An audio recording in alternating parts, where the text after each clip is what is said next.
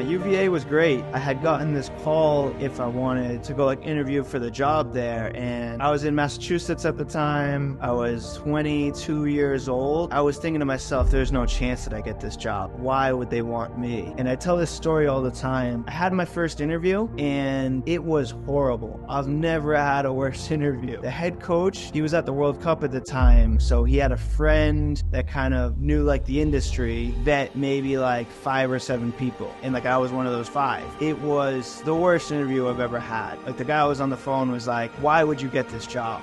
You have no experience in the women's game. You're 22 years old. You haven't worked at the highest levels. And I had no answers for the guy. I was just like, you're right. What do you want me to say? I don't. But for some reason, they gave me the job. They flew me out. I worked at camp. I got on with the staff really well. And the goalkeepers there were phenomenal. The experience there was great because you went into every game knowing that, one, you should win, but you also need to win. So it was a great challenge for me there of how to try to be world class. You're going to fail on the way, but as long as you're striving to try to get there, you're going to probably end up at a pretty good spot. COVID in general impacted us only because we tested 3 times a week. We would do meetings outside. I think there's going to be some things in life that are going to make things hard, and you're just going to have to find a way to make things work.